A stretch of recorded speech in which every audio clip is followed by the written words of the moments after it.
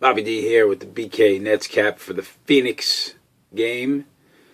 For those of you that are brand new, been a Net fan for about 30 years. Go back to the days of Larry Brown when he left the team with 2 weeks to go and they lost in the playoffs.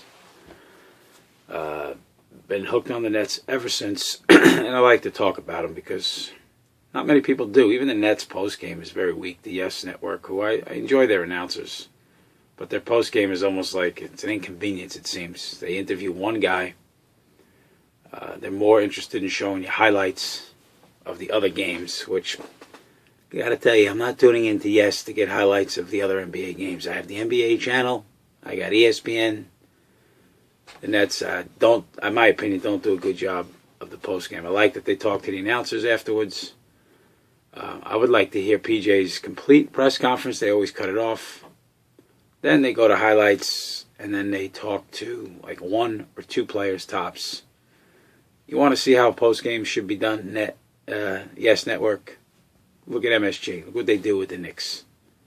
They do a full post-game, and then they do Knicks extra. I mean, that's what I want to see. I mean, I'll give you a break. The Nets sucked for so many years, so who's watching? Well, you know what? They're in Brooklyn now. They're a top 4 seed. Step up your post-game. But in the meantime, since you're lacking in content, Bobby D's here to fill the void. And I'm not really doing this for you. I'm doing it for myself because it's therapy. I can't leave the vent-up energy I have toward the Nets inside, especially when it's bad. But anyway, Phoenix must win. You can't jump up and down because Phoenix stinks. But I think it's a very important win for a lot of reasons. Number one, you had a 16-point lead, and you squandered it. And I'll say this many times over, that the Nets are a better team on the road. They take punches in the mouth on the road, and they respond. Here you are up 16. Phoenix, Johnson just lights you up. Johnson, who, by the way, is a 28% three-point shooter coming in. And he goes 5 for 9 on threes, and he missed his last 4, I think. I think at one point he was 5 for 5. But the team takes a fourth quarter lead, and you respond. This is what they do on the road. Even against L.A. the night before. I mean, they play tough on the road. So again, fans, do we want the 4 seed? Man, I don't really like the Barclays Center in terms of, I don't feel comfortable. When I saw the Nets wearing the white jerseys, I'm like, oh boy, that's not a good sign. They might think they're home. But anyhow, reason for this victory, couple, but the number one important reason was D. Will was a closer. I ripped him the night before for not being a fourth quarter performer. He was the reason. Tie ball game, comes down in transition, hits a big 3.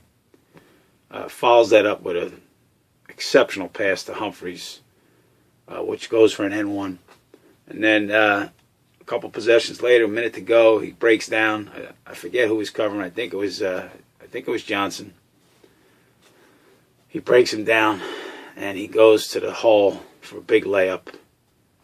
He was the reason why the Nets pulled out this victory, and it was so good to see. Shot the ball well, 8 for 15, 20 points, 11 assists. Now, his counterpart had a huge day. Dragic had 31, 12, and 9, missed a triple-double by a rebound. So, the pick and roll is still a major problem. Again, I got issues with Lopez. He's starting to anger me. Last play of the game, Dragic misses the free throw on purpose, and of course, Brook doesn't even come close to getting the rebound. Guy has a clean look. Daddy has a clean look at the game-tying bucket. Great stat by Tommy Montaigne, a net follower, sent me on the wall today. C.J. Watson has as many rebounds as Brook Lopez did in 11 less minutes. Brook Lopez is driving me crazy. His offensive numbers were good again. 6 or 16 wasn't good. I thought he was terrible down the stretch, but he had 21 total points, 5 rebounds, and he turned the ball over 3 times. He was very bad in the fourth quarter. He turned the ball over. Of those 3 turnovers, 2 of them were in the fourth quarter.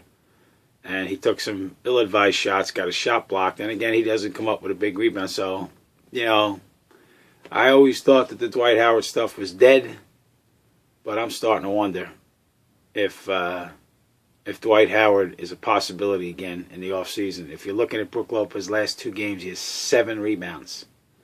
7 rebounds in 66 minutes over his last 2 games at 7 foot. That's a problem. All right, couple of things I thought, I've been a Chris Humphries fan, as you know, been talking great about him, glad they didn't trade him, and what a night he had, 17 and 8. I thought he had the biggest blunder of the night. It was going to cost us when he missed a dunk late in the game. Would have put us up 5, led to a break the other way, led to 2. So we went from potentially up 5, them taking the ball out of bounds. Instead, we're only up 3, and they make a couple free throws. So I thought that was going to be a game changer, but because of Darren Williams, it wasn't. Don't like the decision to leave Wallace in the game late in a position where he could be fouled. I thought PJ made a mistake there. Wallace is not a good free throw shooter. I thought he should have had someone else in the game. Maybe Blatch, not a great free throw shooter, but better than Wallace. Blatch played well in the first half, 4 for 8, gave you some good minutes. And C.J. Watson was big. 23 minutes, had 14 points. I thought he was a big help in stemming the tide when Phoenix was and did make their run. And they took the lead. C.J. made 2 or 3 big buckets and then went to the line and made all his free throws. So a good win, nothing to go crazy about, but now you're 3-1 on this trip. Now, I was looking at 3-5 on the trip. Didn't expect to beat Dallas. Happy to do so. Now you got 4 remaining. All 4 are not going to be easy.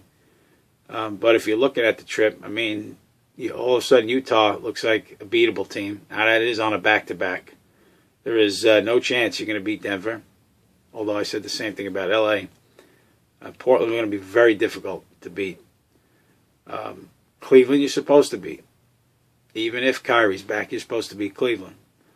So listen, worst case scenario, they go 1-3 the rest of the way. Then it's a 4-4 trip. It's hard to complain, especially when I said it's going to be 3-5. Now that you got 3-1, though, it'll be a little bit of a bad taste when you come out.